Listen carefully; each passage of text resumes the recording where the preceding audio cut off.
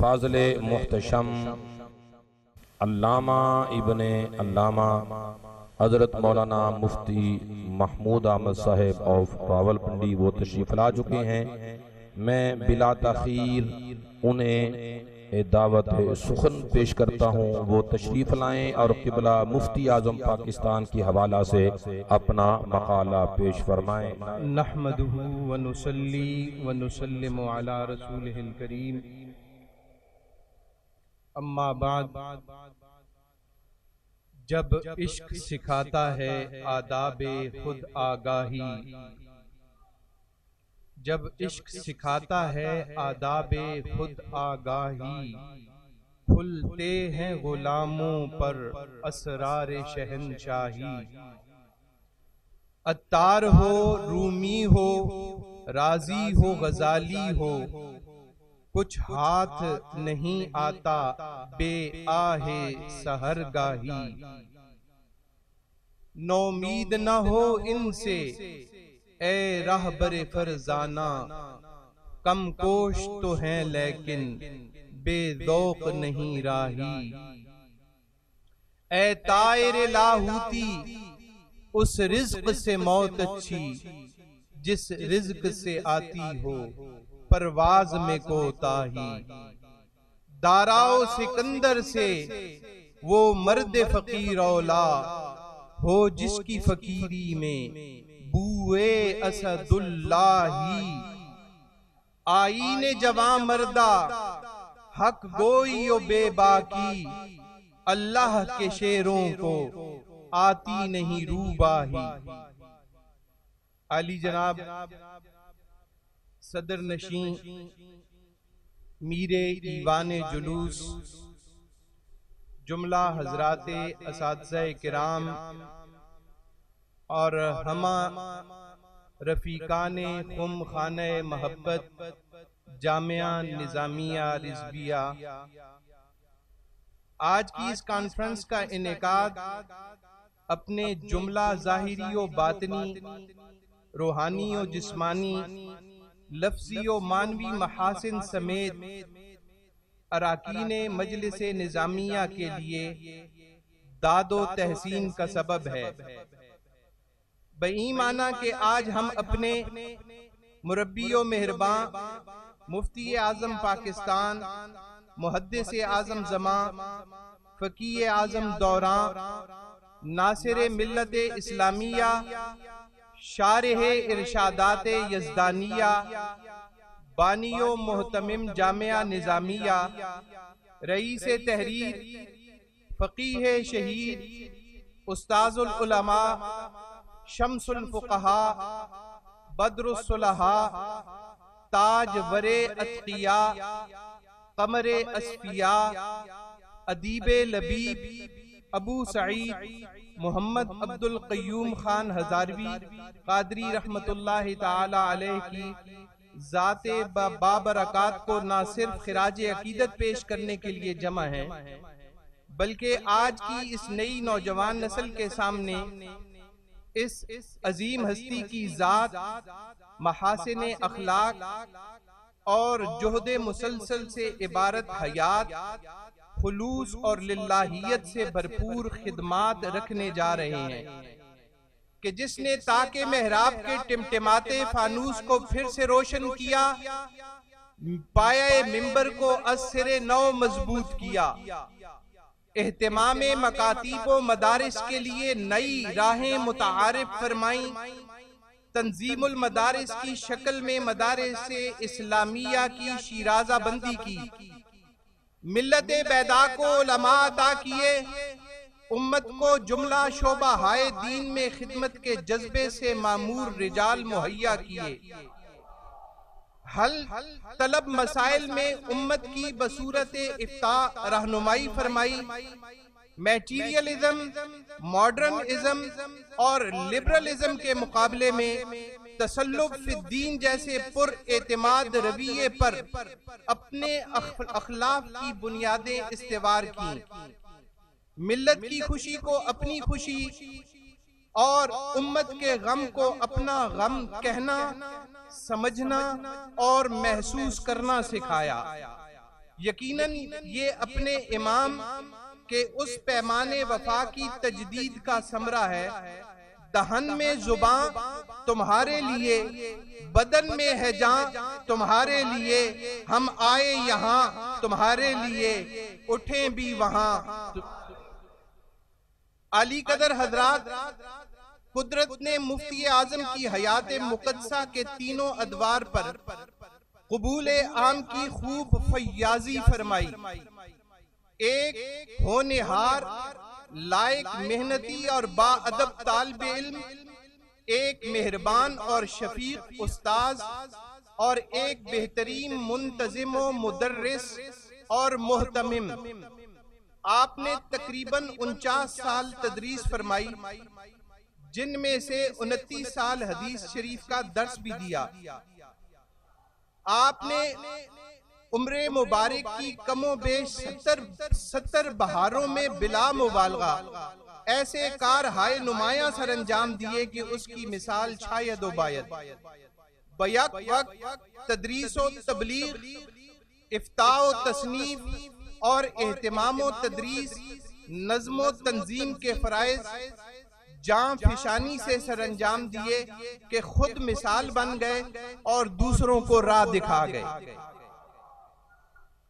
آپ ایسے بیدار مغز تھے کہ لا ینحل مسائل کو چٹکیوں میں حل کر دیتے تھے۔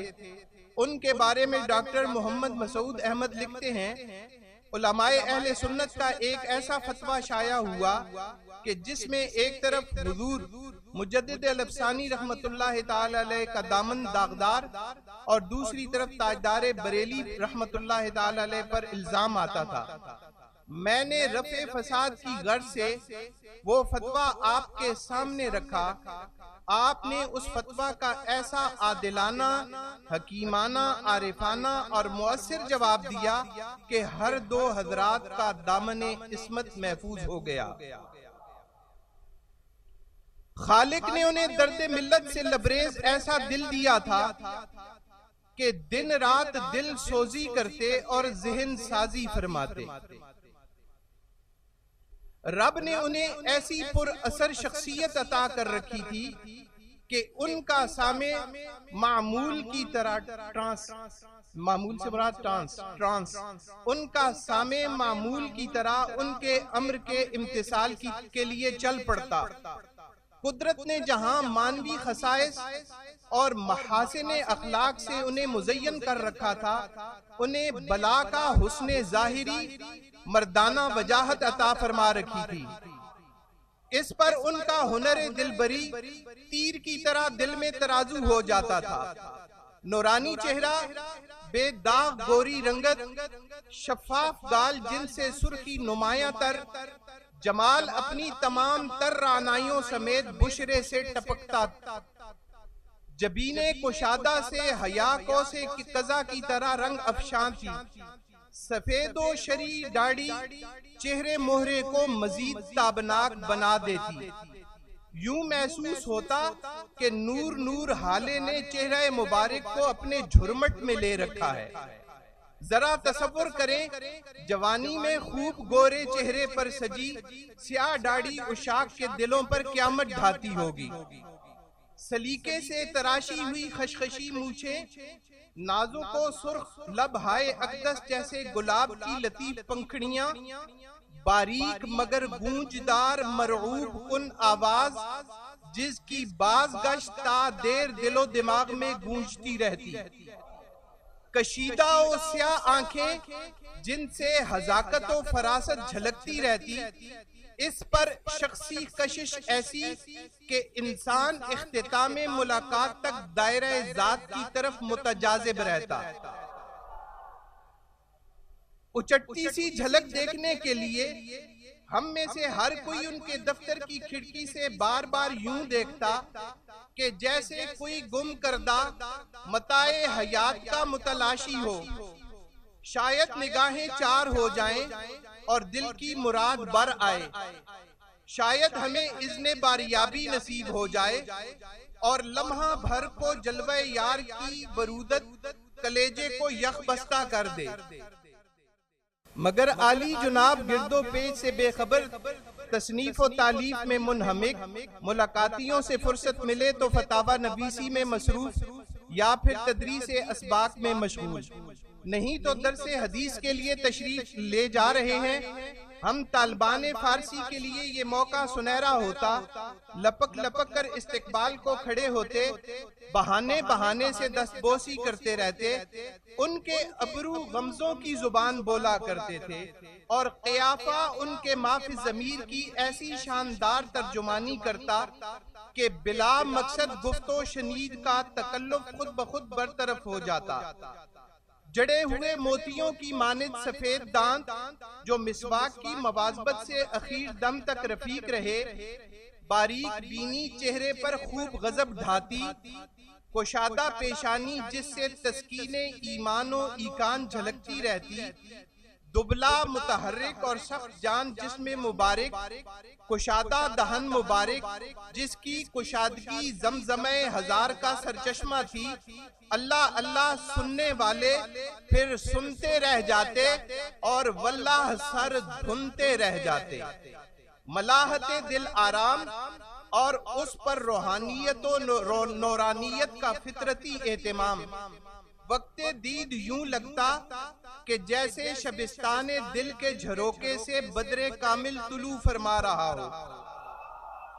ہاتھوں میں لامبی و باریک انگلیاں جو وقت مصافحہ اظہار التفات و شفقت کے لیے مضبوط جکڑن کے ساتھ روحانی انبساط کا احساس عطا کرتی، سبک خرام ایسے پرمتانت جیسے نشیب دل پہ اتر رہے ہوں، اتنے نفیس کے جیسے آبدار موتی، اندر کا اجلا پن باہر سے جھلکتا تھا، وضع پرکاری سے رہا سر تا سر بے نیاز، حسن سادہ کس قدر سرمایہ دار ناز تھا۔ خوب خوش لباس تھے، سادہ مگر عمدہ لباس ان کی پہچان تھا۔ طویل عرصہ باریابی کے دوران خوب اجلے ہوئے بے داغ سفید براق لباس اور سفید امامہ میں ہی دیکھا۔ امامہ کا پٹکا محرابی شکل کا باندھا کرتے تھے، جبکہ شملہ گردن پہ لٹکاتے، یوں لگتا تھا جیسے محرابی افق سے چاند جھانک رہا ہو۔ امامہ ان پہ اور وہ امامے میں خوب جچا کرتے تھے۔ قدرت نے انہیں حسن ظاہری سے خوب نوازا تھا۔ ان کی مردانہ وجاہت فطرت کی وہ فیاضی تھی کہ ان کے سامنے بڑی بڑی قد آور اور کج کلا ہستیاں ہیج دکھائی دیتی تھیں۔ اس پہ ان کا ذوق لباس دو آتشے کا کام کر جاتا، جب کبھی سفید کرتے پر سیاہ واسکٹ زیب تن فرماتے تو ایسا محسوس ہوتا کہ شب تار میں چاندنی اتر آئی ہے۔ سردیوں میں اونی دوشالہ اوڑا کرتے تو چاند بادلوں میں گھرا معلوم ہوتا، رخ انور کی تابانی دلوں کو مسحور کر جاتی۔ ان کے چہرے پہ جلال و جمال کی آمیزش بھی خوب غضب ڈھاتی تھی، چہرہ سرخ بلکہ انتہائی سرخ ہو جاتا، پھر جمال یار کے دیدار کا کسی کو یارہ نہ ہوتا۔ عالم مسرت و انبساط میں چہرہ اقدس لالا زار ہو جاتا، حسن اپنی رعنائی پہ خود ہی محجوب ہوتا دکھائی دیتا۔ وہ کبھی کھل کر کہکا نہیں لگاتے تھے، البتہ کبھی کبھی خوب کھلکھلا کے ہنس لیا کرتے۔ اس کھلکھلاہٹ بھری ہنسی سے جل ترنگ بج اٹھتے، یوں لگتا تھا کہ کسی نے مضامیر دل کو چھو لیا ہو۔ آپ کی نزدیکی نظر کچھ کمزور تھی، مطالعہ کا چشمہ استعمال فرماتے، دوران تدریس تلامذہ کی طرف یا اثناء گفتگو مخاطب کی طرف دیکھنے کے لیے اینک کے اوپر سے جھانکا کرتے تھے۔ ان کی یہ ادا فریفتگان کے لیے یہ نوید ہوا کرتی تھی کہ اس وقت دریائے کرم پرجوش ہے، التفات و توجہ انتہا پر ہے۔ فیض جو اندگان میں سے ہر ایک زبان حال سے کہہ رہا ہوتا، تیری نظر کرم کی ہی بس دیر ہے، تیری نظر کرم کی ہی بس دیر ہے، یہ جو بگڑا ہوا ہوں سنور جاؤں گا۔ وہ اعلیٰ ضرب بھی تھے اور ظریف الطبع بھی، زخمی دلوں پر مرہم رکھنا انہیں خوب آتا تھا، رنجیدہ رہنا انہوں نے نہ سیکھا تھا نہ سکھایا، جو جس سلوک کا مستحق ہوتا اس سے وہی سلوک فرماتے۔ یہ بات تو ان کے معاصر علماء کے درمیان مشہور تھی کہ آپ عاجز کے سامنے اظہار عجز فرماتے ہیں اور ظالم یا متجاوز پہ قہر بن کر ٹوٹ پڑتے ہیں۔ یقیناً احقاق حق کی ذمہ داری اسی بات کی متقاضی بھی ہے اور ظالم کی چشم کشائی کے لیے ضروری بھی۔ اسی لیے جب کلمت الحق کی سربلندی کا وقت آتا تو پھر کوئی اپنا بیگانہ نہ رہتا، ان کی نظر میں سب برابر ہوتے، فوراً ٹوک دیتے یا حسب موقع اصلاح فرما دیتے۔ اصلاح کا ہنر بھی کیا خوب تھا، زجر و توبیخ، خطا کی نشاندہی تو کجا، محض ثواب کی طرف رہنمائی، اور بس اس پہ ایک مشفقانہ تبسم سے یاد آیا تبسم بھی کیا تبسم تھا۔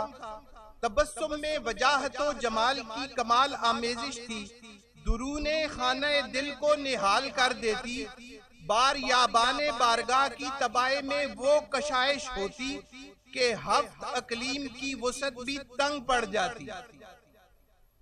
فلسفیانہ عقود کی تحلیل کے وقت طالبین کی گرانی کو محسوس کرتے ہوئے ایسا پرمغز اور لطیف جملہ ارشاد فرما دیتے کہ پوری نشست گاہ کشت زعفراں بن جاتی۔ ان کے اکثر ظریفانے لطافت حصے جمال اور ذوق مزاح پر اپنے حسن تکلم سمیت آج بھی باقی ہیں۔ رب کریم نے انہیں ایسی مردانہ وجاہت اور پرتاثیر شخصیت عطا کر رکھی تھی کہ اس کے مقناطیسی میدان میں جو معمول آ گیا پھر وہ آپ کے دائرہ ذات کے مرکزے کی طرف کشاں کشاں رہا۔ آپ کی رعنائی کی بتدریج جتنی پرتیں آپ کے طالبین پر کھلتی، ذوق یقین اور شوق اعتقاد فزوں تر ہوتا، اور یہ یقیناً کامل اتباع سنت کا نتیجہ تھا۔ اقبال فرماتے ہیں ظاہر کی آنکھ سے نہ تماشا کرے کوئی، ظاہر کی آنکھ سے نہ تماشا کرے کوئی، ہو دیکھنا تو دیدہ دل وا کرے کوئی۔ عاجزی ان کے خمیر میں شامل تھی، دم رفتار جھکی نگاہیں، چال ڈھال میں متاثر کن عاجزی، اور تو اور گفتار میں بھی، اور ان کی گفتار بھی مکر و ریا سے پاک، زائد از ضرورت تکلف سے آری، ایسی عاجزی کہ جس سے وقار اور للہیت جھلکتی۔ اظہار التفات کے لیے اپنے تلامذہ کو بھی بھائی جان کہہ کر مخاطب کر جاتے۔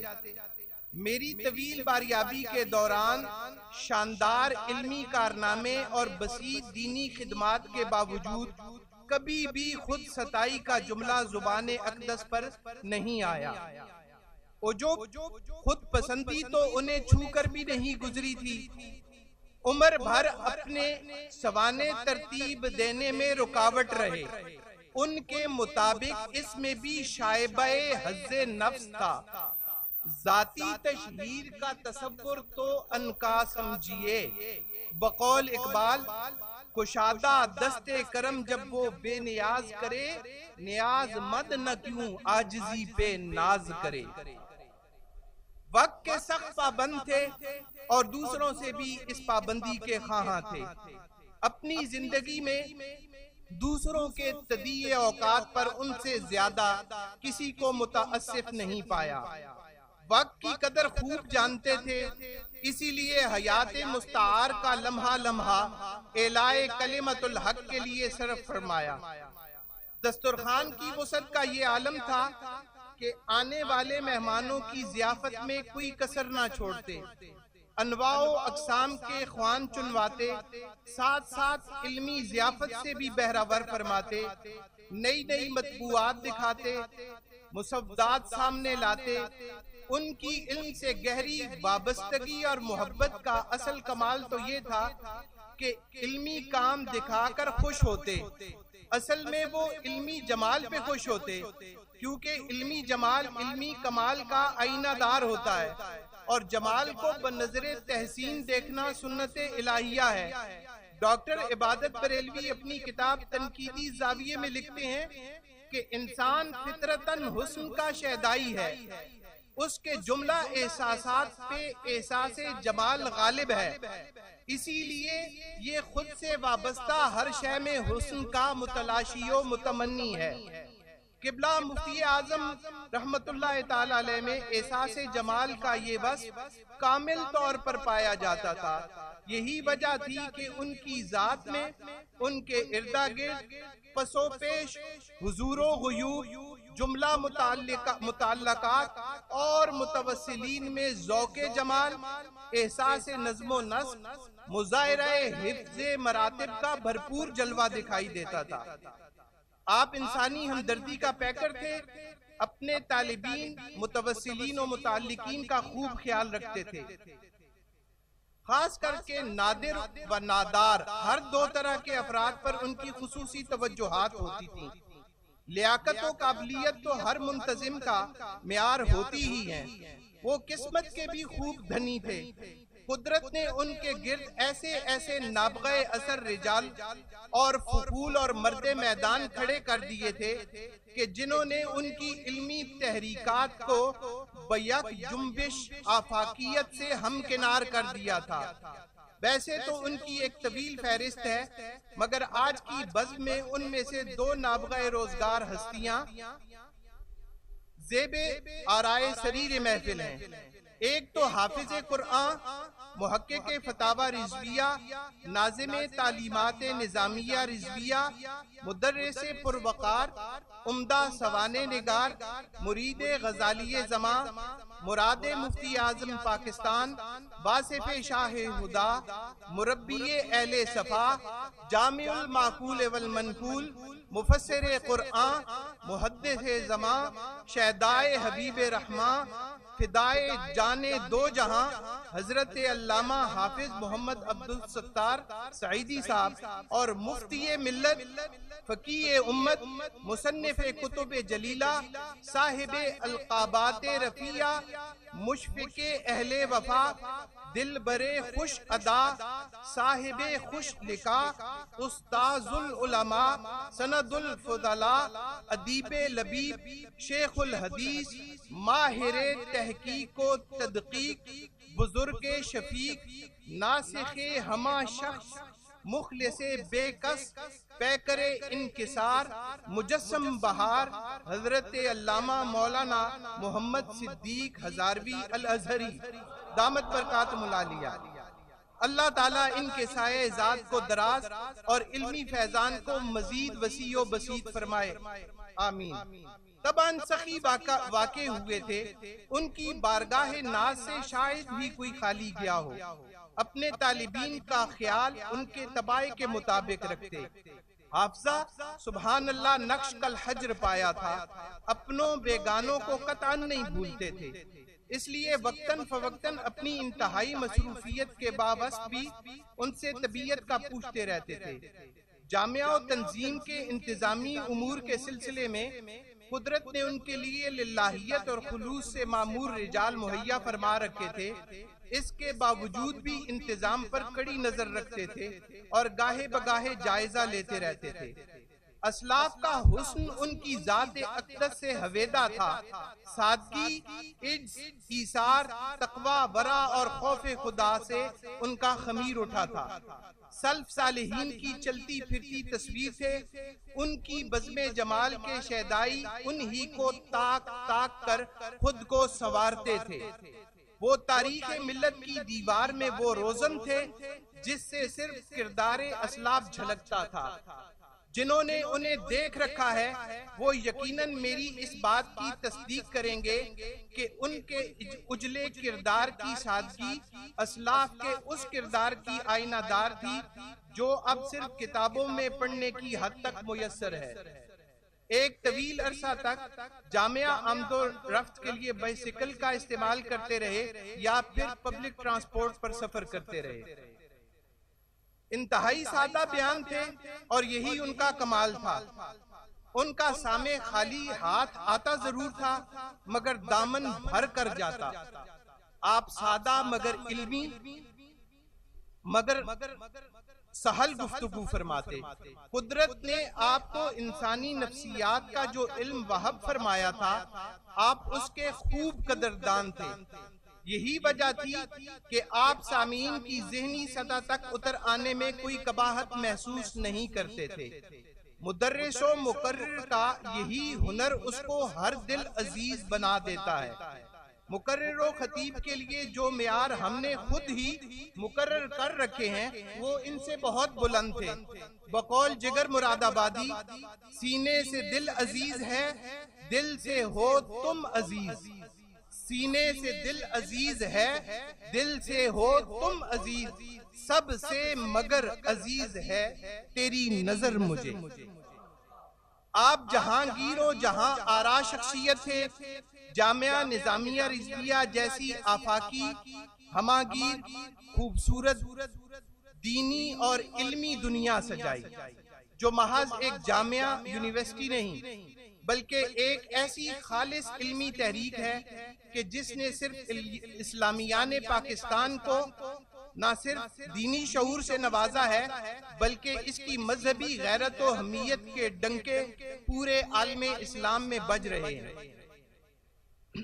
اس جرأت و جذبہ جان نثاری سے کفر کے ایوانوں میں زلزلے برپا ہیں، جس نے ہر میدان میں اپنا لوہا منوایا ہے، چاہے وہ علمی میدان ہو یا عملی، تحقیق ہو یا تدقیق، تصنیف و تالیف کا میدان ہو یا پھر خطابت و تقریر کا، وہ سیاست ہو یا ملکی انتظام کا، وہ معاصر علوم کی بات ہو یا قدیم روایتی علوم کی، ہر جگہ اس کے ابناء نے اپنی لیاقت و قابلیت اور دینی غیرت و حمیت کا ثبوت دیا ہے۔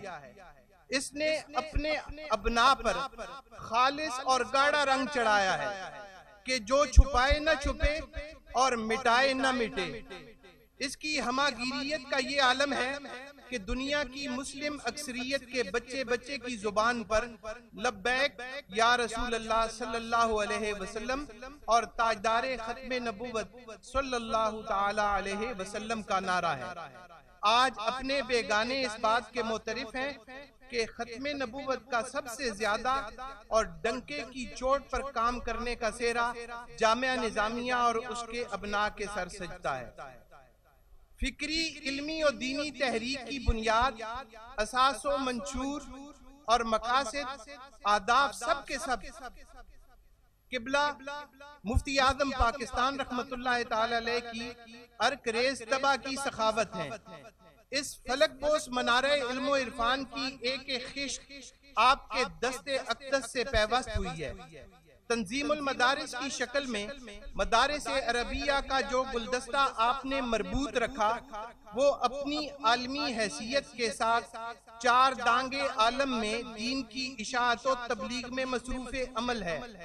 اس کے ہزاروں فیض یافتگان نہ صرف ملک کے طول و عرض میں بلکہ جمیع اقصائے عالم میں علمی خدمات سر انجام دے رہے ہیں۔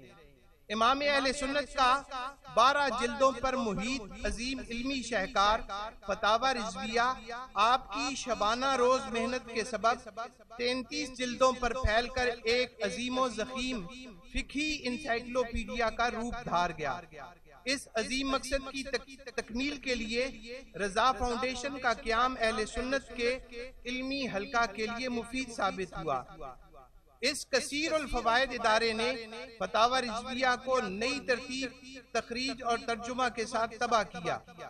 قلیل عرصے میں طباعت کا ارتقاء اس قدر تیزی سے ہوا کہ ادارہ فتاوی رضویہ سمیت دیگر مطبوعات کو عالمی معیار پر لے گیا۔ نوجوان ساتھیوں، عصر حاضر میں قبلہ مفتی اعظم پاکستان کے مقرر کردہ اہداف اور طے کردہ مقاصد کو حاصل کرنے کے لیے ضروری ہے کہ آج کا نوجوان قبلہ مفتی اعظم پاکستان علیہ الرحمہ کی حیات طیبہ کا بغور مطالعہ کرے، ان کی علمی تحریک سے فیضیاب ہونے کے لیے ان کی تعلیمات سے بہرہ ور ہو، تب جا کر ہم ایک ایسی نئی نسل امت کو فراہم کر سکیں گے کہ جو ہمارے اسلاف کی اقدار کی امین اور ملت بیدا کے مفادات کی پاسباں ہو۔ زبان پہ بار خدایا یہ کس کا نام آیا کہ میرے نطق نے بوسے میری زبان کے لیے، برق تمام ہوا اور مدحہ باقی ہے، سفینہ چاہیے اس بحر بے کراں کے لیے، ادائے خاص سے غالب ہوا ہے نقطہ سرا، صلائے عام ہے یاران نقطہ داں کے لیے۔ اللہ تعالی ہم سب کا حامی و ناصر۔